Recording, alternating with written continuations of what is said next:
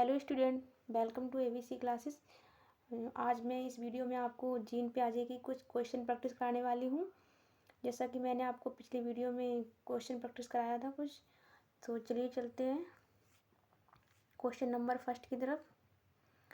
Question number first में दिया गया है, जीन प्याजे के संज्ञानात्मक सिद्धांत के अनुसार संरक्षण के नियम की समझ विकसित की है।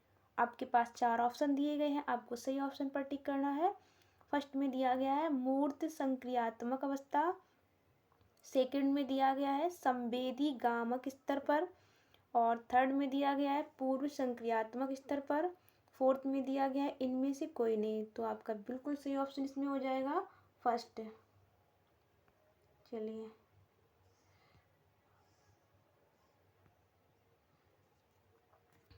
चलिए चलते हैं क्वेश्चन नंबर सेकंड की तरफ। क्वेश्चन नंबर सेकंड में दिया गया है, किशोरा अवस्था जीन प्याजे द्वारा दिए गए संज्ञानात्मक विकास की किस अवस्था के अंतर्गत आती है।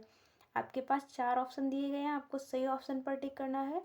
जैसा कि फर्स्ट में दिया गया है पूर्व संक्रियात्मक अवस्था, सेकंड में दिया गया औपचारिक संक्रियात्मक अवस्था, और थर्ड में दिया गया है संवेदी पेशी अवस्था, फोर्थ में दिया गया इनमें से कोई नहीं, इनमें से सभी।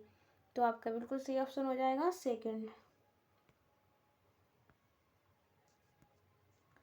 जैसा कि मैंने आपको बताया था कि औपचारिक संक्रियात्मक अवस्था, इसी को बोलते हैं अमूर्त संक्रियात्मक अवस्था। चलिए चलते हैं question number third. Question number third में दिया गया है, इनमें से कौन सी जीन प्याजे द्वारा प्रदत्त मूर्त संक्रियात्मक अवस्था की विशेषता नहीं है। आपके पास 4 ऑप्शन दिए गए हैं, आपको सही ऑप्शन पर टिक करना है। फर्स्ट में दिया गया है विचारों की विलोम्यता और उत्क्रमणशीलता, सेकंड में संरक्षण, थर्ड में दिया गया है क्रमबद्धता, और फोर्थ में दिया गया है संकेतात्मक कार्यों का प्रादुर्भाव। तो आपका बिल्कुल सही ऑप्शन हो जाएगा इसमें फोर्थ। चलिए चलते हैं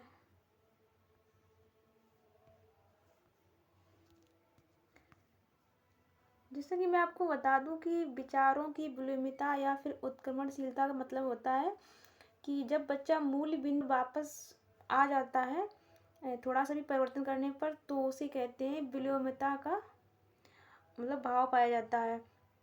और थोड़ा सा भी जब मूल बिंदु पर मतलब कुछ भी परिवर्तन करने पर अगर वापस बच्चा नहीं आ पाता है, उसी को कहते हैं अविलोम्यता का अभाव।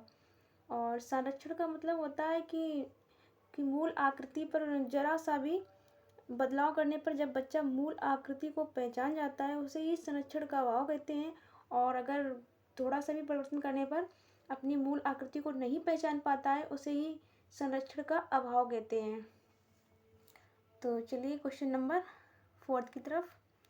फोर्थ में दिया गया है, बाल्यावस्था के दौरान अपने तथा दूसरों के नज़रिए में फ़र्क करने में अयोग्यता को दर्शाता है। आपके पास 4 ऑप्शन दिए गए हैं, आपको सही ऑप्शन पर टिक करना है।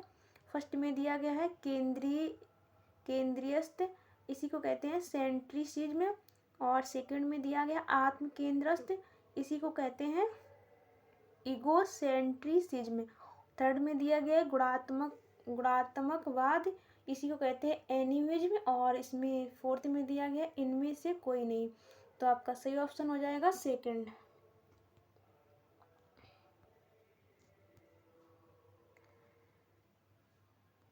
चलिए चलते हैं क्वेश्चन नंबर 5। क्वेश्चन नंबर 5 में दिया गया है, जीन प्याजे के सिद्धांत का प्रमुख प्रस्ताव है।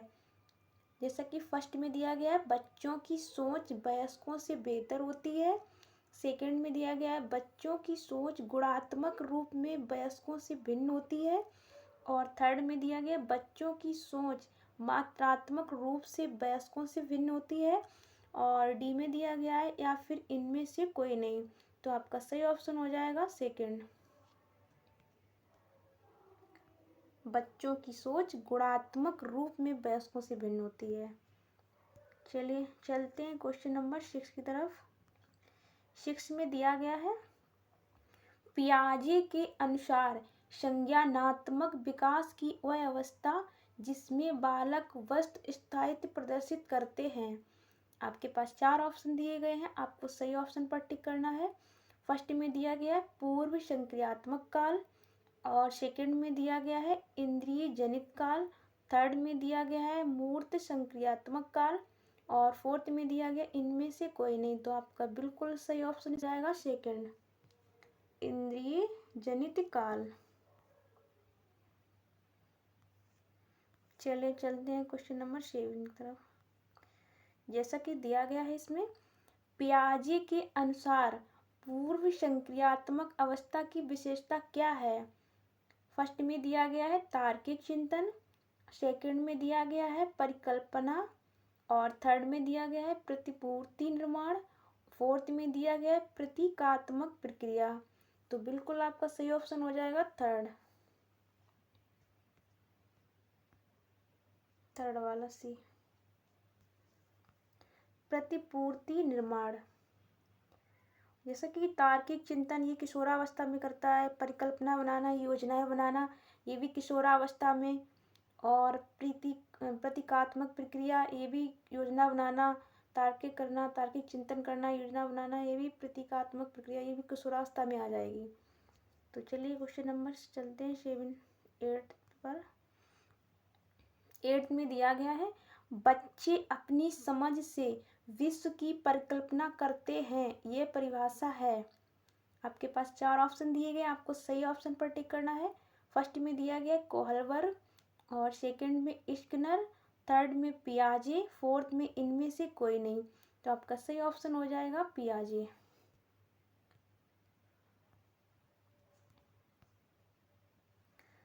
चलिए चलते हैं क्वेश्चन नंबर 9 की तरफ। जैसा कि 9 में दिया गया है वह अवस्था जब बच्चा तार्किक रूप से वस्तुओं व घटनाओं के विषय में चिंतन प्रारंभ करता है। तो आपके पास 4 ऑप्शन दिए गए हैं, आपको सही ऑप्शन पर टिक करना है। औपचारिक संक्रियात्मक अवस्था, और सेकंड में दिया गया है मूर्त संक्रियात्मक अवस्था, थर्ड में दिया गया पूर्व संक्रियात्मक अवस्था, और फोर्थ में दिया गया संवेदी प्रेरक अवस्था। तो आपका सही ऑप्शन हो जाएगा मूर्त संक्रियात्मक अवस्था। जैसे कि इस काल में वो बच्चा तार्किक रूप से वस्तुओं और घटनाओं के विषय के बारे में चिंतन प्रारंभ कर देता है। चलिए चलते हैं क्वेश्चन नंबर 10। दिया गया है 1 वर्ष तक के शिशु जब आँख, कान व हाथों से सोचते हैं तो निम्न में से कौन सा स्तर है। जैसा कि फर्स्ट में दिया गया पूर्व संक्रियात्मक स्तर, सेकंड में दिया गया अमूर्त संक्रियात्मक स्तर, और थर्ड में दिया गया इंद्रिय जनित गामक स्तर, और फोर्थ में दिया गया इनमें से सभी। तो आपका सही ऑप्शन हो जाएगा थर्ड, इंद्रिय जनित गामक स्तर। चलिए चलते हैं क्वेश्चन नंबर 11।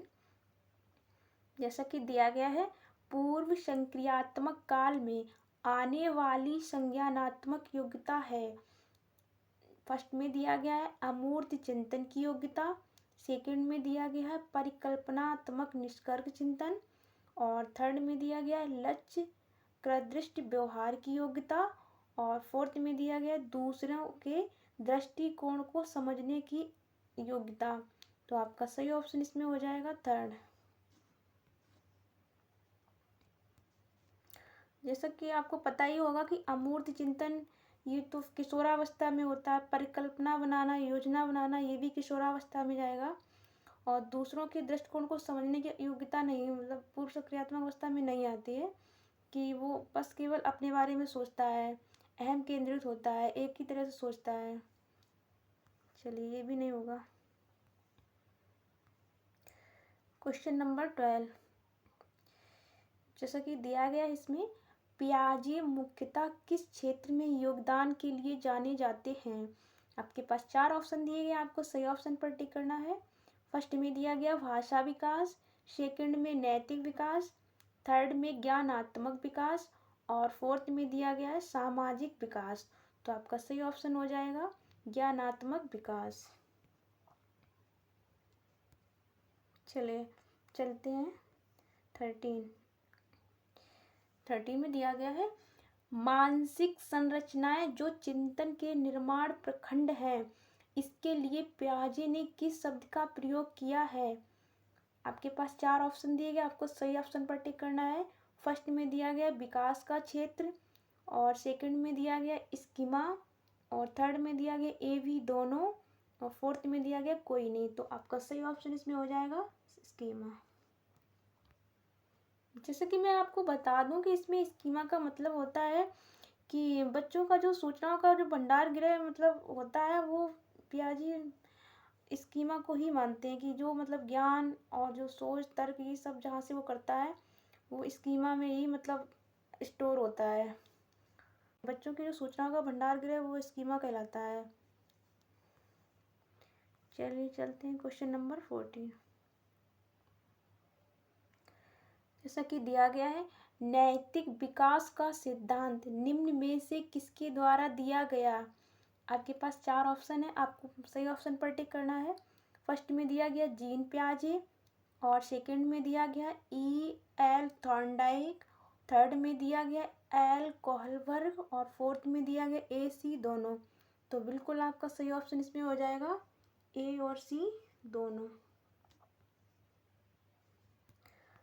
जैसे कि मैं आपको बता दूं कि जो जीन पियाजे जी थे, उन्होंने 2 अवस्थाएं मतलब माना है, 2 अवस्थाएं दी थी, और जो कोहलबर्ग थे उन्होंने 6 अवस्थाएं दी थी और 3 स्तर दिए थे। और जैसा कि मैं आपको बता दूं कि जो जीन पियाजे जी थे, तो इन्होंने जो मतलब 2 अवस्थाएं दी थी। तो एक तो थी परावर्तित क्रिया, परावर्तित व्यवहार, और एक थी प्रायोत मतलब संक्रियात्मक अवस्था। जैसा कि आगे दिया गया है 15 में दिया गया है कि पियाजे के अनुसार नैतिक विकास की अवस्थाएं हैं। आपके पास 4 ऑप्शन दिए गए, आपको सही ऑप्शन पर टिक करना है। परायत नैतिक अवस्था, सेकंड में दिया गया रचनात्मकता अवस्था, और थर्ड में दिया गया स्वायत्त नैतिकता की अवस्था, फोर्थ में दिया गया A.C. दोनों। तो आपका सही ऑप्शन इसमें हो जाएगा A.C. दोनों। तो इन्होंने 2 अवस्थाएं दी थी। चलिए चलते हैं क्वेश्चन नंबर 16। पियाजे द्वारा प्रयुक्त ना किया गया नाम खोजें। तो आपके पास 4 ऑप्शन दिए गए, आपको सही ऑप्शन पर टिक करना है। फर्स्ट में दिया गया आत्मीकरण, सेकंड में दिया गया है संगठन, और थर्ड में दिया गया है स्कीमा, और फोर्थ में दिया गया उद्वातीकरण। तो आपका सही ऑप्शन इसमें हो जाएगा फोर्थ। इन्होंने संगठन भी दिया था, स्कीमा भी दिया था, आत्मीकरण पर भी बल दिया था। तो चलिए क्वेश्चन नंबर 17। जैसा कि दिया गया है, पियाजे के संज्ञानात्मक सिद्धांत के अनुसार वह प्रक्रिया जिसके द्वारा अपनी पूर्व अवधारणाओं व अनुभवों का संशोधित किया जाता है, ये कहलाता है। आपके पास 4 ऑप्शन दिए गए, आपको सही ऑप्शन पर टिक करना है। फर्स्ट में दिया गया स्कीमा, और सेकंड में दिया गया प्रत्यक्षण, थर्ड में दिया गया समायोजन या समंजन, और फोर्थ में दिया गया समावेशन या परिकाव। तो आपका सही ऑप्शन इसमें हो जाएगा थर्ड। जैसे कि मैं आपको बता दूं कि समायोजन का सीधा सा मतलब होता है कि जो बच्चा पूर्व में कोई भी चीज़ सीखता है और वर्तमान में सीखता है, तो इसमें कोई मतलब थोड़ा सा भी विरोध मतलब होता है, तो वो उसको पहचान लेना ही समायोजन कहलाता है। जैसे कि एग्जाम्पल तौर से आप समझ सकते हैं कि काला कुत्ता देखा, काली कोयल देखी, तो उसमें मतलब अंतर कर लेना ही समायोजन कहलाता है। चलिए क्वेश्चन नंबर 18। जैसा कि दिया गया है, 4 साल का बालक खिलौनों से खेलते हुए अपने आप से बात करता है, बालक द्वारा प्रदर्शित व्यवहार है। फर्स्ट में दिया गया है जीन पियाजे इसे एम केंद्रित भाषा कहेंगे, और लेवाइस्की इसकी व्यवस्था बच्चों के द्वारा निजी भाषा से अपनी क्रियाओं को नियमित करने के प्रयासों के रूप में करेगा। और सेकंड में दिया गया है जीन पियाजे इसे निजी भाषा और वाइगोस्की इसे अहम केंद्रित भाषा मानते हैं। और थर्ड में दिया गया ए भी दोनों, या फोर्थ में कोई नहीं। तो आपका बिल्कुल सही ऑप्शन इसमें हो जाएगा फर्स्ट वाला। जैसा कि मैं आपको बता दूं कि जो जीन पियाजे जी थे इन्होंने अहम केंद्रित भाषा पर बल दिया था, और जो वाइगोस्की थे वो निजी भाषा मतलब इस पर बल दिया था। चलिए चलते हैं क्वेश्चन नंबर 19। जैसा कि दिया गया है पियाजे के अनुसार बच्चों का चिंतन वयस्कों से भिन्न होता है बजाय, आपके पास 4 ऑप्शन दिए गए हैं, आपको सही ऑप्शन पर टिक करना है। फर्स्ट में दिया गया आकार मूर्त परकता, और सेकंड में दिया गया प्रकार मात्रा, और थर्ड में दिया गया आकार किस्म से, या फोर्थ में दिया गया मात्रा या प्रकार से। तो आपका सही ऑप्शन इसमें हो जाएगा सेकंड वाला, कि मतलब कि पियाजे के अनुसार बच्चों का चिंतन वयस्कों से प्रकार में भिन्न होता है बजाय मात्रा के। चलिए, जैसा कि इस वीडियो का ये लास्ट क्वेश्चन था, तो इसी तरह से आपको मैं वीडियो आगे प्रोवाइड कराती रहूँगी। चलिए, थैंक यू।